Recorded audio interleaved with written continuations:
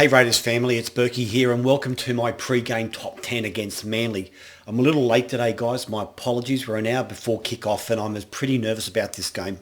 As we all know, Manly have had the wood over us for a number of years now, but no home ground advantage either side. Manly have had a couple of big outs, so we might just be on a bit of a cusp here to get a pretty good win today, I'm hopeful. But look, let's get into the top 10. My way of thinking, Manly have four really big players in their side, starting with Cherry Evans. He's going to marshal the troops a lot. He's going to play right edge, so he'll be attacking our left edge around Jarrett, Elliott, Nick, and Jack, and so on. But he also sweeps across to their right edge a hell of a lot as well. Cherry Evans will play their right edge, our left edge. But he'll also sweep to Walker with a long pass across the ruck, usually to give Walker time and momentum with the likes of Fanua Blake, Joel Thompson and the like running short balls. So we've just got to be mindful of those switches. We need to make sure we come up both sides of the ruck in a line and leave no gaps behind that marker area. Manly really like to exploit inside balls off Dylan Walker down behind the marker area. So we need to be nice and compressed in that zone particularly. Cherry Evans is their main go-to kicker, so we really, once again, got to put kicker from marker so he doesn't have that luxury of time with the ball. Cherry Evans needs time with the ball. If we can take that off him, it's going to go a long way for us winning. So Turbo Tom have gone at number 2, so he's going to be all over the place pretty much early in the game. Where he does pare back his game a lot is late, so what he'll usually do is sort of drift back behind the play the ball, and then he'll rush up to the left of Cherry Evans for a bomb. So I think they're going to try and take nickel clock stack on with a lot of bombs. Trbojevic is a big guy, so he can out-leap Shans. So we've got to make sure that when we see Trbojevic around the ruck and around Cherry Evans, that we get in and put a lot of pressure on Cherry Evans and give nickel clock stack some protection. Otherwise, he will definitely out-jump Shans, and I can see that happening a fair bit during the game where a Cherry Evans bomb, just to give Trbojevic enough time to out-leap, is going to be a big issue for us if we don't get in and protect that area behind the ruck. Jake Trbojevic at number 3, he'll play a really good link man. He's sort of like a number 6, the way that he links.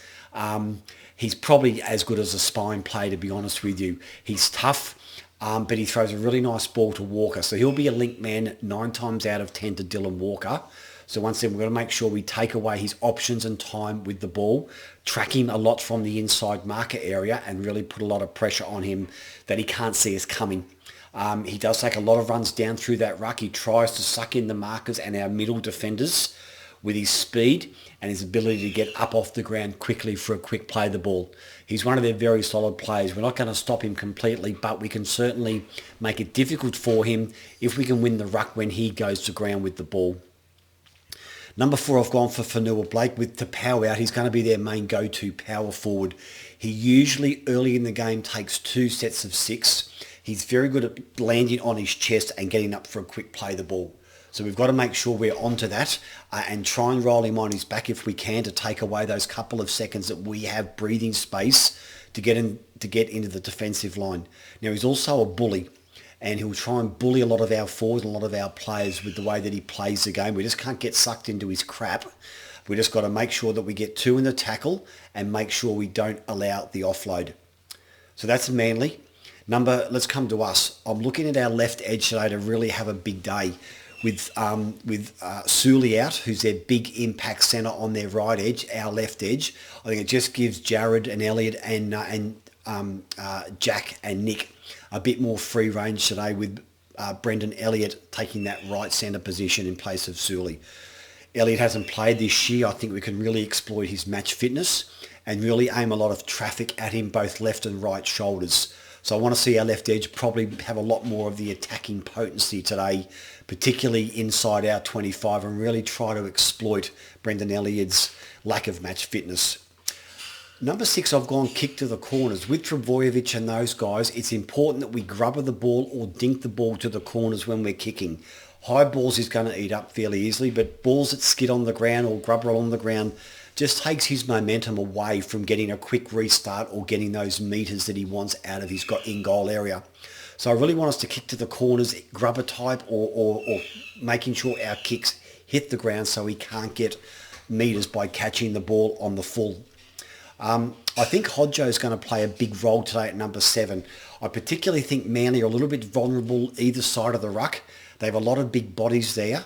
And I think if we can move them around either side of the ruck with Hodjo going left and then feigning a pass across the ruck to the right, straight down the middle for the likes of Sia, Joe Tarpany and those guys, I think we can get a lot of good yardage through that area if we play it smart. Hodjo needs numbers around him. I'm particularly hoping Hodjo kicks a lot more out of dummy half today to catch the Manly wingers and Trbojevic by surprise. They're looking for Jack or George Williams for the kicks, but I think if Hodjo can really get into a groove from kicking out of dummy half early, looking for those 40-20s along the ground, it's going to give us a lot of time to get our straight line set and really hand them in to make them work it out of their goal line. Number 8, I've gone for Papa. Manly will definitely try and bully him early. They'll try and tire him out real early as well by running a lot of traffic.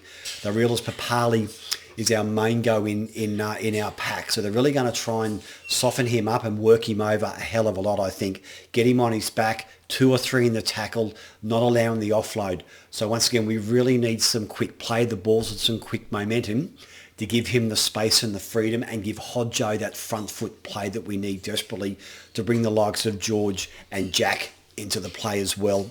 Number 9, I've gone for our bench this week. I think with a couple of new faces in there, it really augurs well for a lot of enthusiasm and a lot more speed from our bench players. Horsburgh back, Hudson Young in for the first time since last year. I think that will just add volumes to our enthusiasm. So I think our bench is really critical to a good win today. They need to be 1 or 2% better than the Manly bench. It's important that bench players, when they come on, really make a solid impact and give the team some go forwards, some confidence and some uplift to get that second win. And number 10, I've gone for speed. Looking at the Manly pack, I just think we do have them in speed and mobility. So I prefer we keep the ball in play today. I'm thinking Manly will try and get the ball into touch a hell of a lot. Walk to the scrum, take a breather. I think if we can counteract that by keeping the ball in play and using a lot of our speed around the middles and our edges, I think we can catch Manly out a couple of times with some good yardage play. So Raiders fans, that's it for today. About 50 minutes of kickoff, guys. As always, hit me up on Facebook, YouTube with any questions or queries you've got. I always love your support, guys. And as always, this is Bourkeys, Bleed Green, out.